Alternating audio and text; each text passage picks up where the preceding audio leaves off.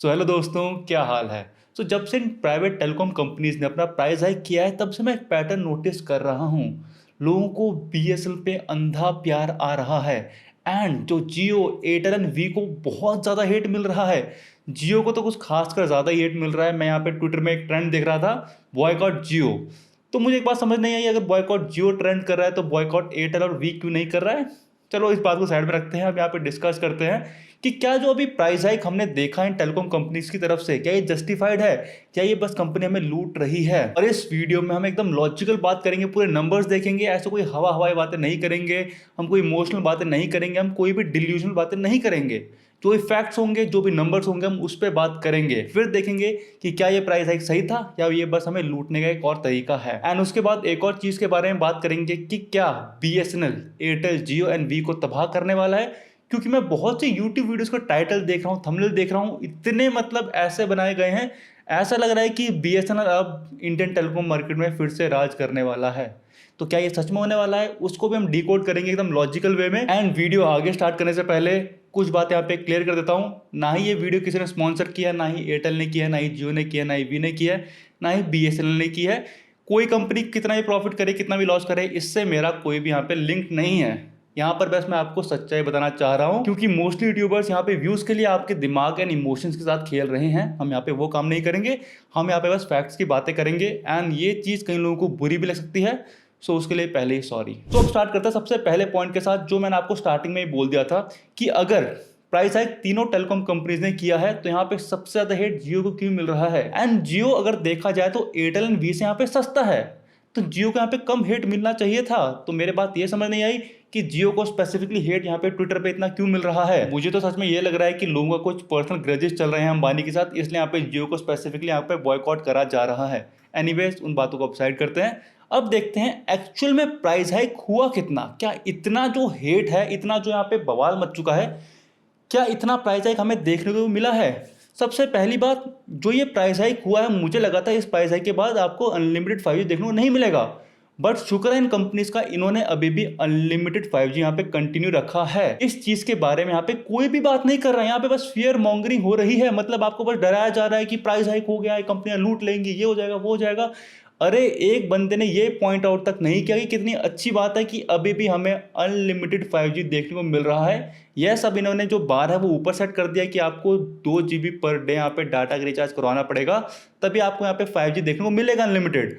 उसके बारे में आगे बात करेंगे कि ऐसा क्यों हुआ है, बट अभी तक हम ये समझ पा रहे हैं कि हमें अनलिमिटेड 5G देखने को मिल रहा है और ये अच्छी बात है। एंड इसके बारे में और कोई भी बात नहीं कर रहा है, ऐसा क्यों। चलो अब इसको भी साइड में रखते हैं। अब बात करते हैं एक्चुअल में प्राइस हाइक हमें देखने को कितना मिला है। हम बात करेंगे जियो की, क्योंकि जियो एयरटेल एंड वी से अभी भी सस्ता है एंड सब कंपनीज में बराबर ही प्राइस हाइक देखने को मिल रहा है। तो फॉर एग्जांपल हम यहाँ पे जियो को लेकर चल रहे हैं एंड हम लेंगे 2 GB डाटा पर डे वाला प्लान, क्योंकि इसमें हमें अनलिमिटेड 5G देखने को मिल रहा है। तो ये प्लान सबसे ज़्यादा वैल्यू फॉर मनी है इस समय। तो ये प्लान आपको पहले पड़ रहा था 299 रुपीज़ का, मतलब आपको 300 रुपये का प्लान पड़ रहा था। अब ये प्लान आपको पड़ रहा है 349 रुपीज़ का, मतलब 350 का भी आपको प्लान पड़ रहा है। तो हमें कुछ 28 डेज वाले प्लान में 50 रुपये का प्राइस हाइक देखने को मिला है। तो अगर हम 50 को डिवाइड करें 28 से पर डे प्राइस हाइक को कैलकुलेट करने के लिए, तो ये आपका कुछ बैठता है 1.78 rupees per day price hike. सो इस 1.78 per day rupees price hike के लिए इतना यहाँ पे हंगामा चल रहा है। अब लोग बोलेंगे कि कुछ लोग ये भी अफोर्ड नहीं कर पाते, तो उनके लिए सस्ते प्लान्स भी हैं। अगर आपको फैसिलिटीज़ चाहिए तो यहाँ पे आपको एक्स्ट्रा स्पेंड करना ही पड़ेगा। अगर आपको बहुत ही कम पैसे हैं आपके पास, तो आपके पास बीएसएनएल भी एक ऑप्शन है, आप वो भी ले सकते हो, बट वहाँ पे आपको सर्विसेज अच्छी नहीं देखने को मिल रही हैं। सो ऐसे ही चीज़ें काम करती हैं। अगर आपको अच्छी प्रीमियम सर्विस चाहिए, अच्छी स्पीड चाहिए, अच्छा अनलिमिटेड 5G चाहिए, तो आपको यहाँ पे एक्स्ट्रा स्पेंड करना ही पड़ेगा। इसमें हेट देने की क्या बात है।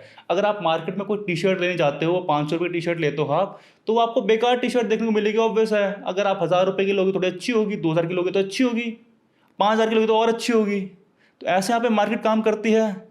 तो अगर आप एक्स्ट्रा स्पेंड करोगे तो आपको एक्स्ट्रा क्वालिटी देखने को मिलेगी, तो आप उस क्वालिटी को फ्यूचर में एंजॉय कर पाओगे। ऐसा थोड़ा ना लड़ने बैठोगे आप दुकानदार से, नहीं मुझे तो 2000 टी शर्ट 500 में दे दूँ। आप लड़ने बैठते हो क्या दुकान में? नहीं बैठते ना। आप बोलते मेरे पास इतने पैसे हैं तो मैं यही टी शर्ट ले लेता हूँ कि कम क्वालिटी में गुजारा कर लूँगा। तो यहाँ पे ऐसी ही चीज़ें काम करें। अगर आपको अच्छी फैसिलिटीज़ चाहिए, अच्छा इंटरनेट चाहिए, अच्छी स्पीड चाहिए, तो आपके पास ऑप्शन है Jio Airtel and we. We शायद से अभी इतना अच्छा नहीं कर रहा है। तो हम बात करते हैं एयरटेल और जियो की। तो ये दो आपके पास ऑप्शन है, अगर आपके पास पैसे नहीं है इतने तो आप बीएसएनएल को चूज कर सकते हो। एंड जियो एंड एयरटेल के भी यहाँ पे नीचे वाले प्लान्स हैं जिनमें आपको कम डाटा देखने को मिलता है, वो भी आप ले सकते हो। तो यहाँ पे प्राइस हाइक हुआ है बट अभी भी आपके पास ऑप्शन है मार्केट में। एंड अगर आपको क्वालिटी चाहिए तो आपको एक्स्ट्रा स्पेंड भी करना पड़ेगा। ये टेलीकॉम मार्केट की बात नहीं हो रही है, हर मार्केट की बात है। तो चलो छोड़ो, अब इन बातों को हम साइड में रखते हैं एंड अब बात करते हैं ये एक्चुअली प्राइस हाइक का यहाँ पे रीजन क्या था। हमें पता है यहाँ पे 5G आ चुका है इंडिया में एंड 5G को लाने के लिए इन कंपनीज को काफ़ी ज़्यादा यहाँ पे पैसा पे करना पड़ रहा है।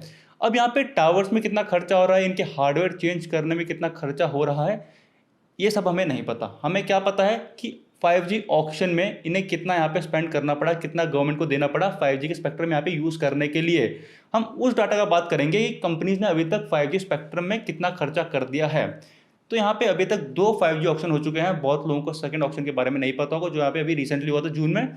हम देखेंगे कंपनीज ने उसमें कितना स्पेंड किया एंड जो 2022 जुलाई में यहाँ पे ऑक्शन हुआ था उस पर कंपनी ने कितना स्पेंड किया।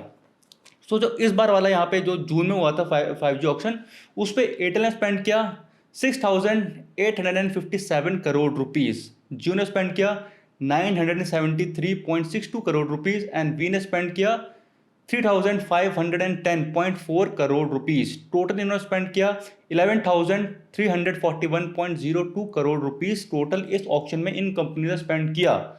ये अमाउंट आपको अभी ज़्यादा लग रहा है? वेट, 2022 की बात करते हैं।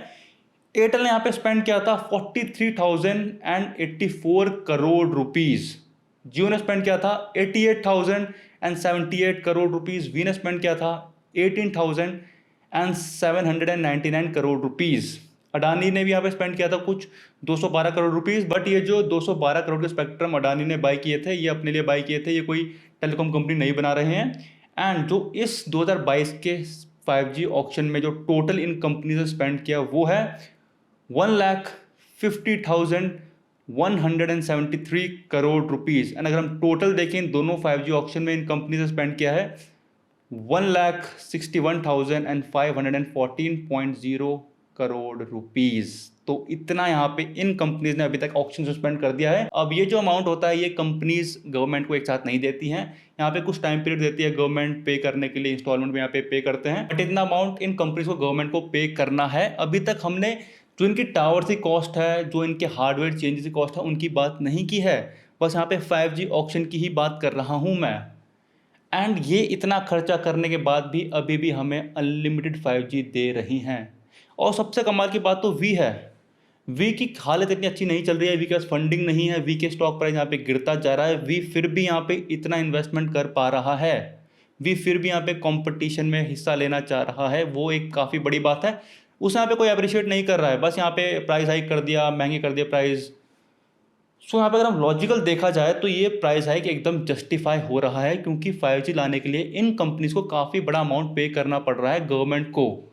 एंड आपको एक बात बताऊं, 5G स्पेक्ट्रम इंडिया में वर्ल्ड के मोस्ट एक्सपेंसिव स्पेक्ट्रम है। एंड ये कोई मैं हवाई बातें नहीं कर रहा हूँ, मैंने कहा था हर बात लॉजिकल होगी। मैं आपके सामने यहाँ पे न्यूज़ आर्टिकल ले आऊँगा जिसमें यहाँ पे लिखा है इंडिया के 5G स्पेक्ट्रम यहाँ पे one of the most expensive है वर्ल्ड में। यहाँ पे हमारे टेलीकॉम कंपनीज को सबसे ज़्यादा महंगे स्पेक्ट्रम पड़ रहे हैं गवर्नमेंट की तरफ से वर्ल्ड में, एंड वो अभी भी हमें फ्री में 5G दे रही है।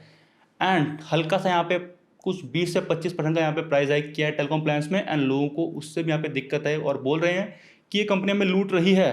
तो इस बात पे मुझे तो कोई लॉजिक नहीं लग रहा है। अगर इतना कंपनी यहाँ पे स्पेंड कर रही है हमें 5G देने के लिए तो यहाँ पे वो कॉस्ट भी यहाँ पे एडअप करेगी। एंड इस प्राइस हाइक का एक और मैं आपको लॉजिकल यहाँ पे रीज़न बताऊँ, इन्फ्लेशन। आपको पता है अगर आप 2010 या 2015 में पेट्रोल के प्राइसेस देखोगे तो वो अभी से कम होंगे ऑब्वियसली। एंड टाइम के साथ यहाँ पे पेट्रोल के प्राइसेस बढ़ रहे हैं, यहाँ पे टाइम के साथ हर चीज़ का यहाँ पे प्राइस बढ़ता रहता है, इसे बोलते हैं इन्फ्लेशन। तो यहाँ पे टेलीकॉम मार्केट में भी तो इन्फ्लेशन आएगी। तो टेलीकॉम मार्केट में जब इन्फ्लेशन आ रही है तो हम यहाँ पे इतना ऑफेंड क्यों हो रहे हैं? क्योंकि जब और मार्केट में जब इन्फ्लेशन आ रही है और जो सेक्टर है वहाँ पे आ रही है तो वहाँ पे लोगों को इतनी दिक्कत नहीं है, बट जब टेलीकॉम मार्केट में इन्फ्लेशन आ रही है तो लोगों को उससे दिक्कत है। सो मेरे ये बात भी समझ नहीं आ रही है। सो यहाँ पे मैंने अपना ओपिनियन बता दिया कि मुझे तो ये प्राइस हाइक जस्टिफाइड लग रहा है। जो कंपनी ने प्राइस हाइक किया है वो एकदम ठीक ठाक किया है, क्योंकि कंपनीज को भी गवर्नमेंट को ज़्यादा पैसे पे करने पड़ रहे हैं 5G के लिए, तो वो भी हमसे थोड़ा ज़्यादा लेगी ही लेगी। अब बात करते हैं सेकंड चीज़ की। अब मैं देख रहा हूँ BSNL को जो अंधा प्यार मिल रहा है, डैम, मतलब कमेंट्स की बात तो हम बाद में करेंगे, वीडियो में करेंगे कमेंट्स की बात भी, बट अभी देखते हैं। अब मैंने यूट्यूब वीडियो देखी, लोग बोल रहे हैं कि BSNL तबाह कर देगा एयरटेल वी एंड जियो को। अब यहाँ पे ये बात एक बहुत ही सिंपल लॉजिक समझते हैं, मैं यहाँ पे कोई भी हवा हवाई बातें नहीं कर रहा हूँ। फिर से हम लॉजिक की बात करेंगे। तो अगर हमें जानना है कि फ्यूचर में यहाँ पे क्या होगा, कि क्या BSNL Airtel Jio and Vi को प्राइस हाइक के बाद तबाह कर देगा, तो हमें यहाँ पे पास्ट में देखना पड़ेगा। जब पास्ट में ऐसा कोई इवेंट हुआ था तो कैसे लोगों ने यहाँ पे रिएक्ट किया था, तो हम उस रिएक्शन से जान लेंगे कि फ्यूचर में यहाँ पे क्या होगा। तो अगर हमें जानना है कि क्या सच में इस प्राइस हाइक के बाद BSNL यहाँ पे राज करेगा टेलको मार्केट में, तो हमें जानना पड़ेगा जब पिछला प्राइस हाइक हुआ था तो यहाँ पे लोगों ने कैसे रिएक्ट करा था। तो सिंपली मैंने यहाँ पे ट्राई की रिपोर्ट खोल ली। तो पिछला प्राइस हाइक हुआ था 2021 नवंबर में। तो ऑब्वियसली लोगों ने उस समय भी बहुत हेट दिया जियो एयरटेल वी को, बहुत ज़्यादा हेट था, जितना अभी है उतना ही था। तभी भी ऐसे ट्रेंड चले थे कि भाई गालियाँ मारे थे जियो को। सो अगर नवंबर में यहाँ पे प्राइस हाइक हुआ तो दिसंबर में हमें रिफ्लेक्ट होना चाहिए था कि लोगों ने यहाँ पे BSNL पोर्ट कराया, लोगों ने या तो BSNL में स्विच करा। तो यस, हमें देखने को मिला जब हमने देखी रिपोर्ट 2021 दिसंबर की, तब मुझे देखने को मिला क्या था वहाँ पे। तो कुछ BSNL ने 11,66,000 कस्टमर यहाँ पे गेन किए, और जियो का वो सबसे बेकार महीना रहा था। जियो ने कुछ 1.2 करोड़ कस्टमर लूज किए थे, एंड एयरटेल ने कुछ 4 लाख कस्टमर यहाँ पे लूज किए थे। तो बहुत बुरा टाइम चला दिसंबर 2021 जियो के लिए। अब एक चीज़ आपको रिमाइंड करवाता हूँ, जब आप अपना सिम पोर्ट करवाते हो तो आपको 3 महीने का यहाँ पे वेटिंग पीरियड मिलता है कि 3 महीने से पहले आप फिर से पोर्ट नहीं करवा सकते। अब ये बात मैंने आपको अभी क्यों बताई, ये आपको धीरे धीरे पता लगेगा। सो अब दिसंबर के बाद आया जनवरी महीना। तो जनवरी महीने में हमने देखा कि एयरटेल, जिसने सबसे ज़्यादा यहाँ पे प्राइस हाइक किया था, उसने कस्टमर गेन किए। कुछ 7 लाख कस्टमर एयरटेल ने गेन किए, एंड जो BSNL ने यहाँ पे अपने कस्टमर गेन कर रहा था वो यहाँ पे नुकसान मानने लग पड़ा। BSNL ने यहाँ पे कुछ 3 लाख कस्टमर लूज़ किए, एंड जियो ने फिर से यहाँ पे 93 लाख कस्टमर लूज़ किए। जियो का यहाँ पे फिर से एक बहुत बुरा महीना था। अगला महीना आता है फरवरी का। फरवरी में एयरटेल ने यहाँ पे फिर से गेन किए 15 लाख कस्टमर, एंड BSNL ने फिर से 1 लाख कस्टमर यहाँ पे लूज़ किए, एंड जियो का जो यहाँ पे नुकसान था वो कुछ 3 लाख का यहाँ पे बचा। 3 लाख कस्टमर जियो ने यहाँ पे लूज़ किए। बट अब आता है मार्च का महीना, 3 महीने बाद प्राइस हाइक के। इधर हमें क्या देखने को मिलता है, जियो यहाँ पे कस्टमर गेन कर रहा है। 12 लाख कस्टमर जियो ने इस महीने गेन किए। एयरटेल ने भी कुछ 22 लाख कस्टमर यहाँ पे गेन किए, बट BSNL ने यहाँ पे कुछ 1 लाख कस्टमर लूज़ किए। एंड मार्च के महीने के बाद एक ट्रेंड चला, एयरटेल एंड जियो यहाँ पे कस्टमर गेन करते गए, एंड वी एंड BSNL का जो कस्टमर बेस है वो यहाँ पे गिरता गया। जो ये गिरावट थी ये बढ़ती गई टाइम के साथ, मतलब लोग BSNL को छोड़ते रहे, एंड जो एयरटेल एंड जियो पे पोर्ट करवाते गए या उनका सिम लेते गए। सो ऐसे चीज़ें काम कर रही थी पिछले प्राइस हाइक में। सो इस बार भी सेम चीज़ होगी, मैं बता रहा हूँ, इस बार भी सेम ही चीज़ होगी। जैसे अभी प्राइस हाइक हुआ तो नेक्स्ट मंथ की रिपोर्ट में देखने को मिलेगा कि भाई लोगों ने BSNL पे पोर्ट करवाया, बट धीरे धीरे हमें देखने को मिलेगा कि वापस लोग शिफ्ट हो रहे हैं जियो एंड एयरटेल पे। ऐसा क्यों है? क्योंकि लोग एक इम्पल्सिव डिसीजन लेते हैं। मतलब आपके साथ कुछ होता है तो आप एकदम रिएक्शन लेते हो, अरे ये हो गया मैं तो सिम चेंज करा रहा हूँ। बट आपको जब धीरे धीरे समझ आता है कि भाई अगर आपको क्वालिटी नेटवर्क चाहिए तो आपको यहाँ पे एक्स्ट्रा भी स्पेंड करना पड़ेगा, तो आप वापस 3 महीने बाद जियो या एयरटेल में अपना सिम पोर्ट करवा लोगे, क्योंकि BSNL के नेटवर्क हर जगह नहीं आते। जिस जगह आते हैं वहाँ पे ये लोग यूज़ कर रहे हैं, अच्छी बात है, but most of the India में हमें पता है BSNL की हालत है। एंड एक और चीज़ यहाँ पे आती है, अब लोग बोलेंगे कि इस बार BSNL का 4G भी आने वाला है। अब मुझे नहीं लगता BSNL के 4G आने से इतना यहाँ पे चेंज आएगा, क्योंकि अब लोगों को 5G की स्पीड की आदत पड़ चुकी है। अब BSNL अगर 4G ले भी आएगा, अगर उसके नेटवर्क में ज़्यादा लोगों ने स्विच कर लिया तो BSNL तो वैसे भी हैंडल नहीं कर पाएगा। जैसे ही लोग ज़्यादा स्विच कर लेंगे BSNL 4G पे, तो BSNL 4G की स्पीड यहाँ पे ड्रॉप होने लग पड़ेगी, तो फिर से लोग वापस स्विच कर लेंगे एयरटेल एंड जियो पे। तो यहाँ पे प्रॉब्लम बस ये नहीं है कि BSNL के पास BSNL 4G नहीं है। BSNL की बहुत सारी प्रॉब्लम्स हैं, BSNL को हर एक प्रॉब्लम में काम करना पड़ेगा, तब जाकर यहाँ पे लोग BSNL में स्विच करेंगे। ऐसा नहीं है कि बस BSNL 4G आ जाएगा और सब लोग बोलेंगे अरे वाह BSNL 4G आ गया मैं तो बस BSNL लूँगा। ऐसा नहीं होने वाला। इस डिल्यूजन में जीना छोड़ दो। कोई नहीं तबाह करने वाला BSNL, ये बस आपको बेवकूफ़ बनाने के लिए, आपसे व्यूज़ लपेटने के लिए यहाँ पे लोग ऐसा कर रहे हैं। उन्हें भी पता है ये बात। आप कितने भी यहाँ पे ट्रेंड चला रहे हो ट्विटर पे, बट लोग फिर भी यहाँ पे जियो ही यूज़ करेंगे, लोग फिर भी यहाँ पे एयरटेल यूज़ करेंगे, एंड वी अगर अपने अच्छे नेटवर्क कर लेता है तो वी भी यहाँ पे लोग यूज़ करना पसंद करेंगे। बट बीएसएनएल को अभी बहुत काम करना अपने नेटवर्क पे। जब बीएसएनएल इतना अच्छा हो जाएगा, इनके कंपटीशन में आ जाएगा, तब लोग मे भी एक बार सोचेंगे कि भाई बीएसएनएल का यहाँ पे प्लान भी सस्ते हैं, तब यहाँ पे हम स्विच कर लेते हैं। अब फाइनल चीज़ की बात करते हैं। मैंने यहाँ पे प्राइस हाइक के बाद बीएसएनएल के ऊपर वीडियोस डाली, तो यहाँ पे बहुत सारे कमेंट आ रहे हैं, बहुत हेट भी मिल रहा है मुझे, एंड लोग बीएसएनएल के बहुत एकदम दीवाने हो रखे हैं। तो मैं पहले इन कमेंट्स को बहुत सीरियसली ले रहा था कि भाई यार लोग मुझे हेट कर रहे हैं एंड ऑल, बट जब मैंने कुछ यहाँ पे कमेंट्स पे नज़र डाली, तो मैंने इन कमेंट्स को सीरियसली लेना छोड़ दिया। अब ऐसा क्यों है, कमेंट्स पढ़ते हैं साथ में, आप भी समझ जाओगे मैं ऐसा क्यों बोल रहा हूँ। पहला कमेंट है, भगवान हो आप, आपके एरिया नेटवर्क अच्छा है। अब इस कमेंट का क्या मतलब समझूं, मुझे तो यही समझ नहीं आया। नेक्स्ट कमेंट आया, बीएसएनएल का स्टॉक ले लो अभी। अब मैं क्यों हंस रहा हूँ, कुछ लोगों को समझ आ गया होगा, कुछ लोगों को नहीं आया होगा। अब कमेंट सेक्शन में बताओ कि मैं यहाँ पे इतना क्यों हंस रहा हूँ इस कमेंट को लेकर। मतलब इन लोगों को बिल्कुल भी नॉलेज नहीं है कि मार्केट में क्या चीज़ हो रही है, क्या नहीं हो रही है। बस इन्हें है कि बस हमें बीएसएनएल को सपोर्ट करना है, फिर हम कुछ भी कमेंट करते भले ही। नेक्स्ट कमेंट है, hashtag boycott Jio and hashtag support BSNL. ये जो हैशटैग सपोर्ट बीएसएनएल को देखकर मुझे ऐसा लग रहा है भाई बीएसएनएल को सपोर्ट की ज़रूरत नहीं है, आपकी एजुकेशन को सपोर्ट की ज़रूरत है। सो प्लीज़ इन सब बकचोदी में ध्यान मत दो, पढ़ाई लिखाई में ध्यान दे दो। नेक्स्ट कमेंट है, भाई मुझे पता है तू चाइना से फंडिंग लेता है। अब इस बंदे ने 2-3 बार ये कमेंट कर दिया है, मतलब मैं क्या बोलूँ इसमें, मुझे ये बात समझ नहीं आ रही है कि अगर मैं पिछली वीडियो में अगर मैं बीएसएनएल की तारीफ़ कर रहा हूँ, तो यही लोग अगर तारीफ़ करेंगे मेरी कि you are the best YouTuber, एक कमेंट आया था मुझे। बट अगर मैं अगली वीडियो में बीएसएनएल की बुराई कर दूं, तो यही लोग आएंगे कि तू चाइना से फंडिंग लेता है। फिर फाइनली आते हैं वो लोग जो बोलते हैं BSNL is my first love, I love BSNL, पता नहीं क्या क्या लिखते हैं। Guys you need to grow up. भाई मैं बहुत अजीब लगा मुझे कमेंट पढ़ के कि मतलब इतना ऑब्सेशन बीएसएनएल को लेकर, इतना ज़्यादा। भाई थोड़ा अपना जो लव है वो इंसानों के प्रति दिखाओ, एक कंपनी वाला को कुछ नहीं देने वाले हैं। मैंने आज तक इंटरनेशनल मार्केट में सुना था कि जो एप्पल के फ़ैन बॉयज़ होते हैं उन्हें बोलते हैं एप्पल शीप, मगर अगर किसी ने ये फ़ैन बेस देख लिया बीएसएनएल का, तो वो लोग बोलेंगे कि एप्पल के फ़ैन बॉयज़ तो कुछ भी नहीं है। बीएसएनएल वाले यहाँ तो ये बोल रहे हैं कि बीएसएनएल हमारा फर्स्ट लव है।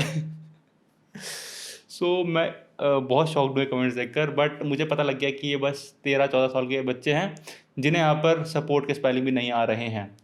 सो मैंने इन्हें सीरियसली लेना छोड़ दिया है, क्योंकि अगर मैं तारीफ़ करूँगा बीएसएनएल की तो ये मेरी तारीफ़ करेंगे, अगर बुराई करूँगा तो ये लोग गालियाँ मारने आएंगे। सो अगर गाली मारोगे तो मैं सीधा यहाँ पे ब्लॉक कर देता हूँ, क्योंकि मुझे टॉक्सिसिटी अपने कमेंट सेक्शन में बिल्कुल भी नहीं पसंद है। एंड लास्ट, अगर आप इन लोगों में सो जो ऐसा कमेंट करते हो किसी वीडियोज़ में, so guys please get some life. आपको लाइफ की बहुत ज़्यादा ज़रूरत है। आपका फर्स्ट लव बीएसएनएल नहीं होना चाहिए, या तो आपकी माँ हो या आपकी गर्लफ्रेंड हो, ऐसा कुछ होना चाहिए आपका फर्स्ट लव। अगर आपका फर्स्ट लव बीएसएनएल है तो आपके जीवन में बहुत बड़ी दिक्कत है, ये आपको चीज़ माननी पड़ेगी। एंड मैं बोलूँगा इन सब बकचोदी में ध्यान मत दो, इतना सक्षम बनो, इतने तो पैसे कमा लो आप कि अगर कोई कंपनी 1.5-2 रुपये का प्राइस हाइक कर रही है पर डे, तो आपको उससे फ़र्क ना पड़े। आप ये सोच के चलो कि अगले प्राइस हाइक तक मुझे इतना सक्षम बनना है कि अगर कंपनी 1-1.5-2 रुपये का प्राइस हाइक फिर से करती है तो मुझे उससे फ़र्क भी ना पड़े।